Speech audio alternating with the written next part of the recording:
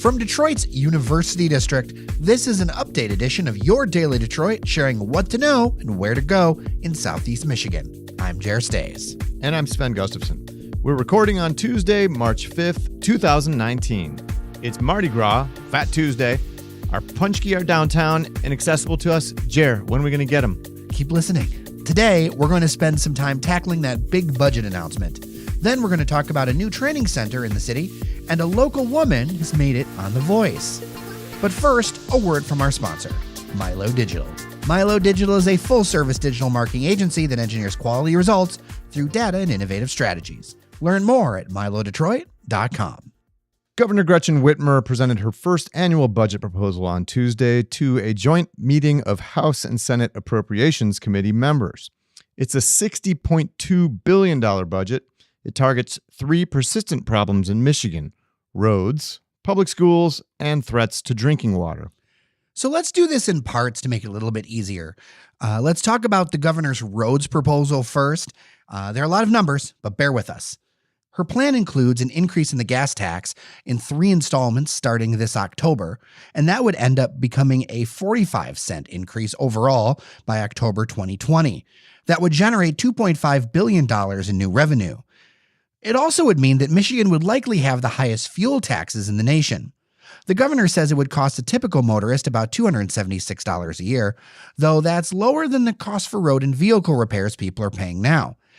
Her plan is to offset this a little bit by doubling the earned income tax credit. She would also scrap an income tax on pensions and an exemption for certain businesses on a 6% corporate income tax rate. And the thing is about all those business taxes that they were part of a tax reform package initiated by Governor Snyder back in 2011. So in some ways, it would kind of be a rollback, but not quite. So Sven, let's break this roads part down. So we've talked a lot on this show about roads, and anyone listening will know where we come down on this, and some of this might be familiar. Michigan right now spends the least amount per person on our roads of any of our immediate neighbors, just $154 per person per year.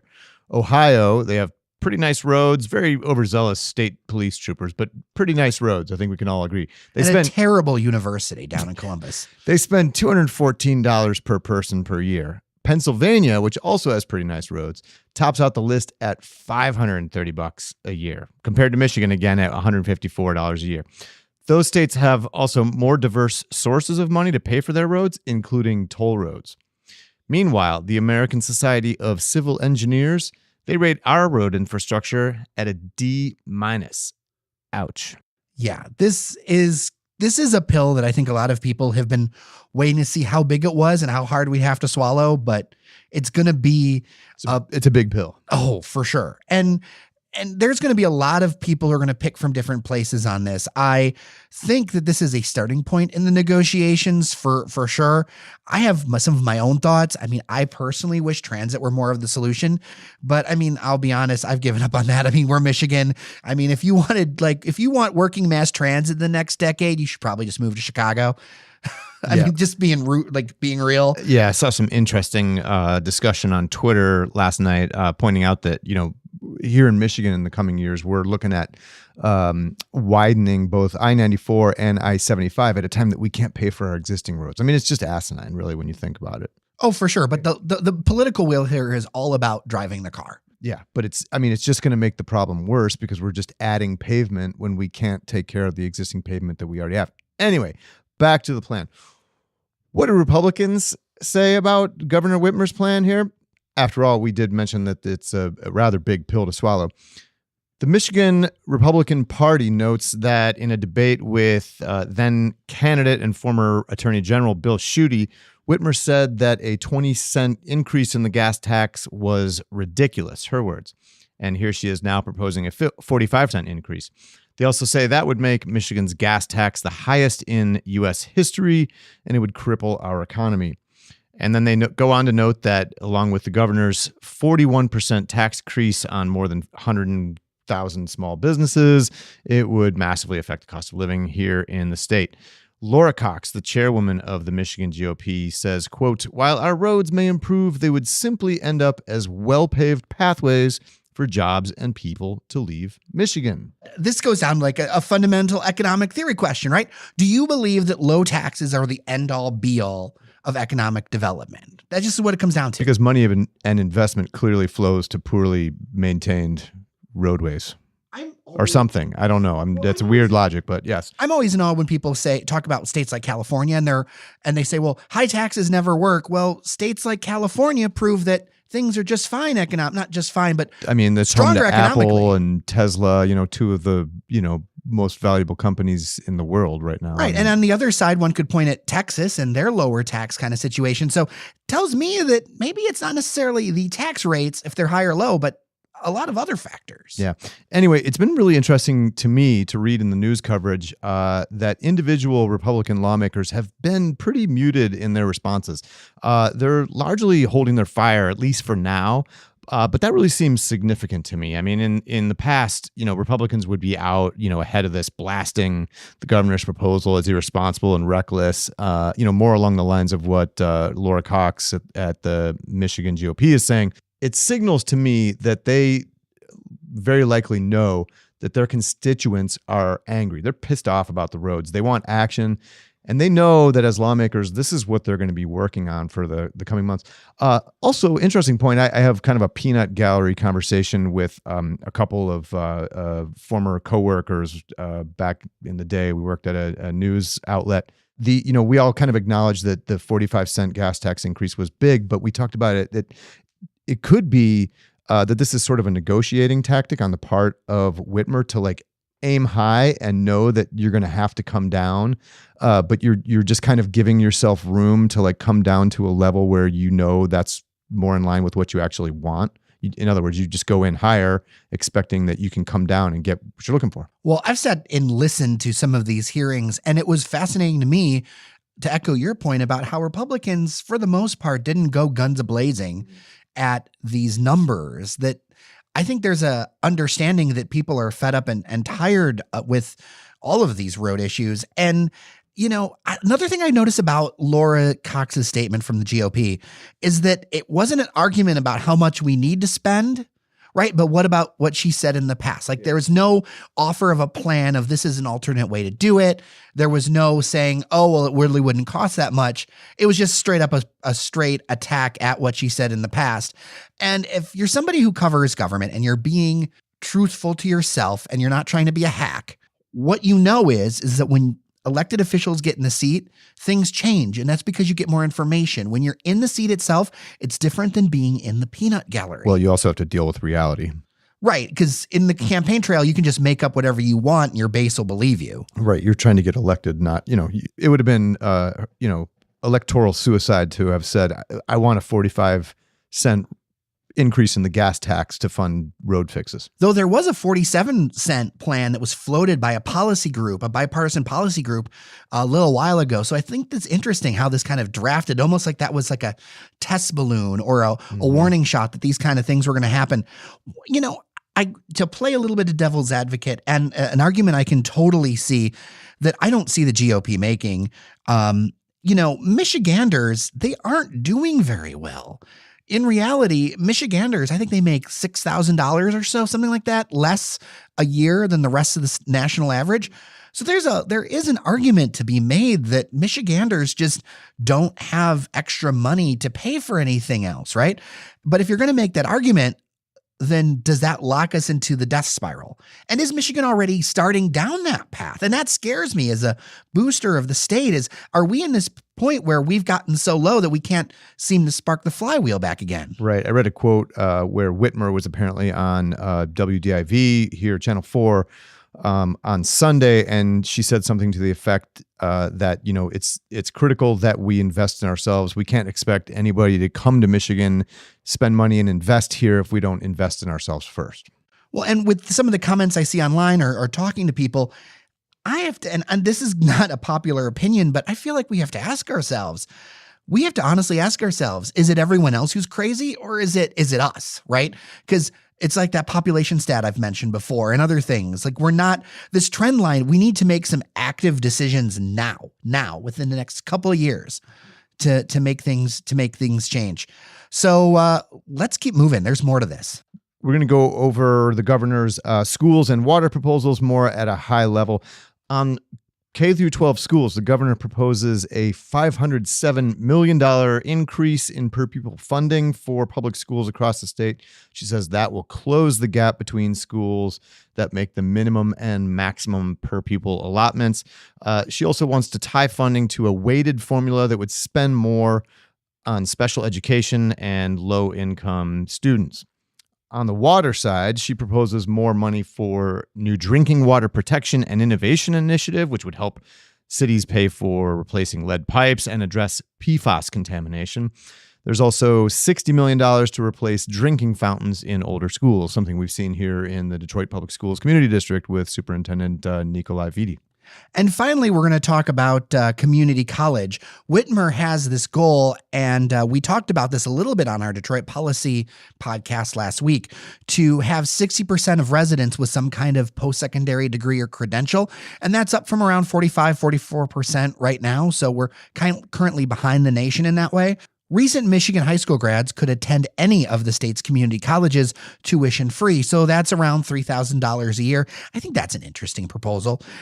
This would cover the 3 years after graduation from high school, or about 60 credits.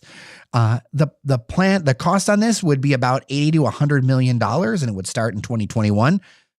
Additionally, students enrolling in 4-year public or private nonprofit universities would get $2,500 a year for 2 years toward tuition, if they have a 3.0 GPA and a family income below $80,000. This is audacious. I also question if there is the political will for this last part of it. I feel like the roads are a much easier part of this equation than this last part, but this last part is pretty audacious if you think about it. It's pretty audacious, ambitious, maybe as well. I think it's easy to foresee that the roads issue is going to kind of suck a lot of the oxygen out of the room, so to speak, for the foreseeable year. That and auto insurance reform, which I think some Republican leaders have signaled they want to prioritize as well. So we'll see on a lot of this stuff. I mean, we've talked in previous episodes about Michigan's educational shortcomings, educational attainment shortcomings. So definitely an important issue. I mean, look, Whitmer's going to be around for the next 4 years, presumably at least. So there's time to hit all these things, and this is maybe laying out a much longer term sort of agenda than just 1 year simply. I too think this is an opening salvo. And the reality is that after decades, if we're honest, both Democratic and Republican administrations, there has been a ton of can kicking around these topics. And if we stick our heads in the ground, and I really think that there's a lot of people who don't want to believe, but right now we are at the moment, in my personal opinion, whether or not we want to live in Mississippi or Michigan. It's that stark to me. This is an inflection point. And the decisions we make now, it's either going to guarantee that we end up in the bottom of this nation, or it's going to be what propels us to the top. But the status quo, because all these things are crumbling. These education systems are crumbling. The roads are crumbling. The infrastructure is crumbling. Time's out. We have to make some calls. In other news, skilled trades are getting a boost in the city. That's thanks to a new $30 million training center for carpenters and millwrights. Mayor Mike Duggan and union officials from the Michigan statewide Carpenters and Millwrights Joint Apprenticeship and Training Fund made the announcement on Monday. Here's what you need to know. The training center will be built on 7 acres of vacant city-owned land on Detroit's west side. The new facility will have classrooms and training areas for hands-on experience and real-world simulations using advanced methods and tools. It'll also include space to host community events. The center will train up to 1,500 students every year. It's expected there will be 15,000 new job openings in the skilled trades each year in Michigan. So the maximum this center can train will only handle about 10% of the overall need. And here's the kicker. Because there's so much demand for these kinds of workers, some of the training programs will be free. And if you become an apprentice, you'll be paid and get benefits. According to union officials who control the training fund, 25% of incoming first-year carpenter apprentices will be Detroit residents. The union plans to consolidate their administrative and training operations under one roof. Right now, they have facilities in Warren, Ferndale, Livonia, and the Renaissance Center downtown Detroit. Ground will break early next year, with construction expected to be completed by mid-2021. If you love the Belle Isle Conservatory like I do, you should know that there are changes to the renovation plan that will force its temporary closure until July. According to new information from the Michigan Department of Natural Resources, Ideal Contracting began replacing the lower portion of the original steel trusses that support the conservatory dome, that's known as the Palm House, in early October. 10 of the 20 columns have been replaced so far, with complete replacement slated for May. But it turns out the rest of the work will require significant lead paint abatement. Although they say the lead is contained, the DNR now says the conservatory will remain closed until the entire construction project is completed in July. Officials will reevaluate whether to reopen the conservatory on weekends, including for the popular Easter Lily Show. Previously reserved events in the showroom will stay on schedule, but future reservations will not be taken until construction is complete. There's a lot of work to do on the Anna Scripps Whitcomb Conservatory, which opened in 1904. While they've been working, crews have found there's much more steel that needs to be replaced in the upper truss sections of the dome. An additional $550,000 in funding was added to this phase to fund the additional repairs. But that's not all. Boosters will need to raise an additional $9 million when it's all said and done. The first phase, costing $2.4 million, was paid for by the state and the Ralph C. Wilson Foundation. The end is nigh for ye old Joe Louis Arena. The former home of the Red Wings and countless events will come down this spring. The $5.9 million demo contract went to Detroit-based Adamo Group. Demolition is supposed to be completed early next year. Last year, plans emerged to do some more demolitions, but there's no word on the fate of that big plan to connect the 5 or so acre site of the Joe to the rest of downtown. Those plans would include demolishing a ramp from the lodge, that crazy circular parking ramp, and those weird pedestrian hamster tubes that run from the Joe to parking garages. Those demolitions would also cost an additional couple $1 million. There's also talk of putting a hotel on the site at one time, but that's been shelved for now as well, as the Joe's lifeless husk has continued to stand. And Jared, I got to tell you, I don't make it to many Wings games, but I did go to a game in one of the last seasons there at the Joe Louis.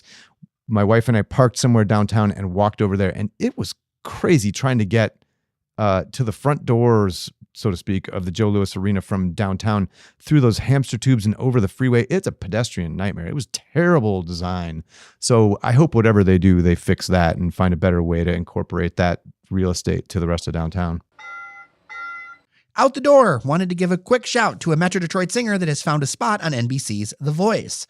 She's Alina D'Amico from Shelby Township. She picked Kelly Clarkson as her coach after performing the song In My Blood. The 26-year-old D'Amico discovered her ability to sing in 4th grade. As she got older, she got into cosmetology, eventually starting her own bridal beauty company. But not only did she do hair and makeup, she would perform at the weddings. And in full disclosure, she's married to a friend of the pod. I've met Alina before. She's a ton of fun. So congrats, and it'll be cool to watch you wow America.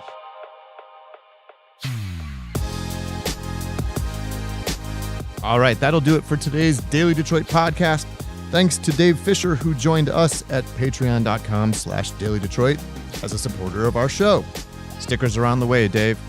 I'm Sven Gustafson. And I'm Jer Stays. Take care of each other, and we'll see you around Detroit.